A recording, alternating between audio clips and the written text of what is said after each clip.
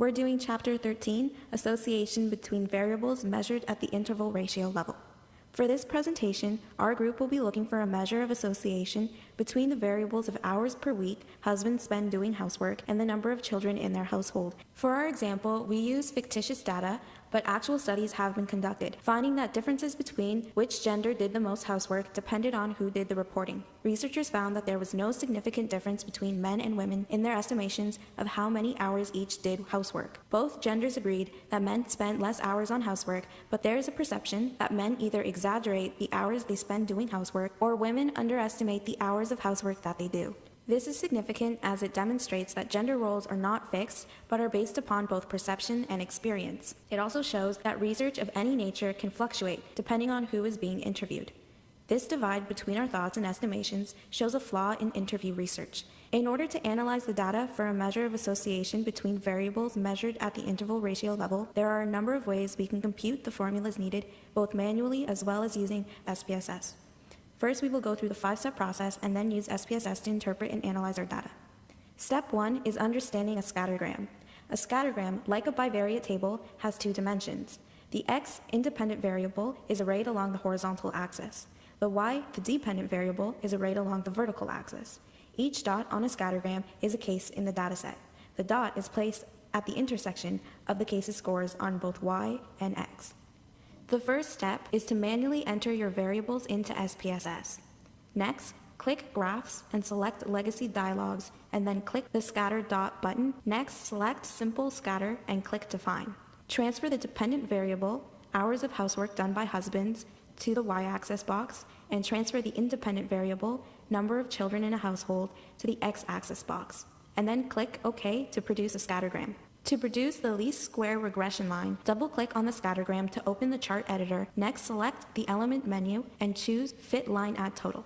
The regression line gives us the information about the existence, strength, and direction of the relationship between variables.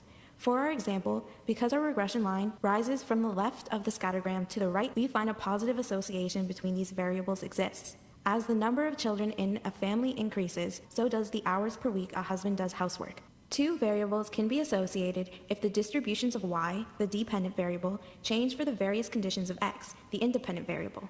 In our case, there is a relationship between these variables because the conditional distributions of y, the dots above the score on x, change as x changes. The existence of an association is further reinforced by the fact that the regression line lies at an angle to the x-axis. The strength of the bivariate association can be judged by observing the spread of the dots around the regression line. The more the dots are clustered around the regression line, the stronger the association. In a perfect association, all of the dots would lie on the regression line. For our example, we have a moderate to strong relationship. For our example, there is a positive association between these variables. As the number of children in a family increases, so does the hours per week a husband does housework.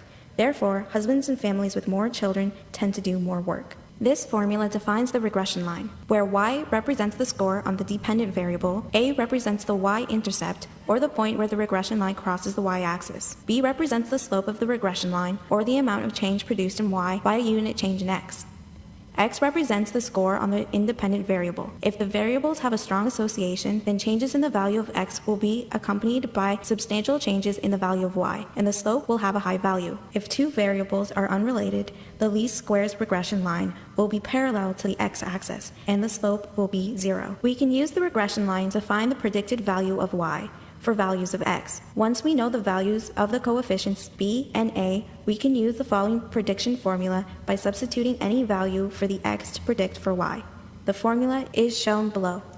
The numerator of this formula is called the covariation of x and y. It is a measure of how x and y vary together, and it is a value that will reflect both the direction and the strength of the relationship. The denominator is the sum of the squared deviations around the mean of the x. The slope tells you what the change in y is for every unit of x. The first chart holds the data for our example, and the second chart holds the calculations, which are organized in a table which has a column for each of the equations needed to solve the formula. The first column of the table lists the original x scores for each case, and the second column shows the deviations of these scores around their mean.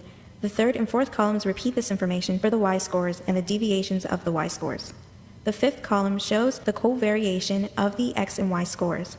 The entries in this column are found by multiplying the deviation of the x score by the deviation of the y score for each case.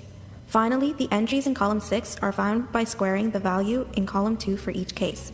You then use the total of column 5 as the numerator and the total of column 6 as the denominator. Divide them and you are left with your slope. In our case, our slope of 0.69 indicates that for each unit change in x, there is an increase of 0.69 units in y, meaning that the addition of each child, an increase of 1 unit in x, results in an increase of 0.69 hours of housework done by the husband, or an increase of 0.69 units in y.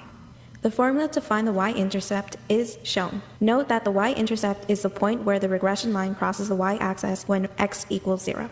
Having found the means for both x and y using the previous formula for slope, we know that the mean for y is equal to 3.33, the mean for x is equal to 2.67, the slope is equal to 0.69, and therefore the regression line will cross the y-axis when y equals 1.49. We can now substitute a value for x and make an estimation or prediction for the scores of y for any value of x. Pearson's R is a measure of association for interval ratio variables. Pearson's R varies from 0, indicating no association, 1 indicating a perfectly positive relationship, -1 indicating a perfectly negative relationship. The formula to calculate Pearson's R is as indicated.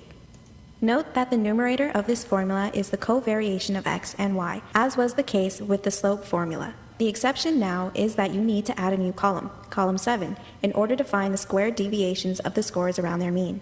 The R value of 0.50 indicates a moderately strong, positive linear relationship between the variables. Therefore, as the number of children and families increases, the hourly contribution of husbands to housekeeping duties also increases. Instead of using the guidelines set out by Gamma, which determine what value can be considered weak, moderate, or strong, for interval ratio, we use the coefficient of determination. This is a PRE measure of association, which predicts the value of the dependent variable under two different conditions. First, the dependent variable is predicted while ignoring the information supplied by the independent variable. Then the independent variable is taken into account. When making predictions while ignoring the information supplied by the independent variable, the dependent scores will be the mean of y. If we predict the mean of y for every case, we will make fewer errors of prediction than if we predict any other value for y. We can determine the extent of our prediction error by subtracting the mean of y from each actual y score and squaring and summarizing these deviations, giving us the total variation. If we were to take the independent variable into consideration, then we would have less errors, which would allow us to improve the prediction. This is called the explained variation. Earlier, we referred to the improvement in predicting y with x as the explained variation. The use of this term suggests that some of the variation in y will be unexpected or not attributable to the influence of x or the difference between our best prediction of y with x and the actual scores. The unexplained variation is thus the scattering of the actual scores around the regression line. It can be found by subtracting the predicted y scores from the actual y scores for each case and then squaring and summing the differences. As you may have recognized, the explained and unexplained variations bear a reciprocal relationship with one another. Also, the stronger a linear relationship between x and y, the greater the value of the explained variation will be, and the lower the unexplained variation will be. In the case of a perfect relationship, r being 1, the unexplained variation would be 0, and r squared would be 1. This would indicate that x explains all the variation in y, and that we could predict y from x without error. On the other hand, when x and y are not linearly related, r equals 0. The explained variation would be 0, and r squared would be 0. In such a case, we would conclude that x explains none of the variation in y and does not improve our ability to predict y. For our example, we had an r of 0.5. By squaring this value, we end up with a coefficient of determination of 0.25, which indicates that the number of children explains 25% of the total variation in husband's housework. When predicting the numbers of hours per week that husbands in such families would devote to housework, we will make 25% fewer errors by basing the predictions on the number of children and predicting from the regression line, as opposed to ignoring the x variable and predicting the mean of y for every case. To conduct this test, we will need to make a number of assumptions. First is that we are working off a relationship measured from a random sample. It will usually be necessary to test r for its statistical significance. The next step is to assume that both variables are normal in distribution. Thirdly, we must assume that the relationship between the two variables is roughly linear in form. The next assumption is that the relationship is homoscedastic, where the variance of the y-scores is uniform for all variables of x. We can test for this by looking at the scattergram and observing that the data points form a roughly symmetrical cigar-shaped pattern about the regression line. And the last assumption is that the sampling distribution is normal. Note that rho is the population parameter, while r is the sample statistic. Also, the null hypothesis states that there is no linear association between the two variables in the population from which the sample was drawn. The research hypothesis states that there is a linear association between the two variables. The sampling distribution of all possible sample r's is approximated by the t-distribution as you are working with a small sample. Due to the small sample, the degrees of freedom are equal to 10. Set your alpha level at 0.05 and your t-critical will be negative 2.28. After inputting your variables into the formula for gathering your t obtained, you will end with a result of 1.83. Since the test statistic does not fall into the critical region as marked by your t-critical, which was negative 2.28, we fail to reject the null hypothesis. Even though the variables are substantially related in the sample, we cannot conclude that they are also related in the population. You can also calculate these formulas by using SPSS. First, click Analyze, then Regression, and then Linear. Then, in the linear regression window, select the independent and dependent variables and put them in the appropriate box. The SPSS window shows the same approximate values that we have also found in our calculations. The model summary block reports Pearson R as 0.499 and R square as 0.249. In the last output block, the slope B is 0.362 and the y-intercept labeled as constant is 1.461. In this case, a slope of 0.362 indicates that for each unit change in x, there is an increase of 0.362 units of y.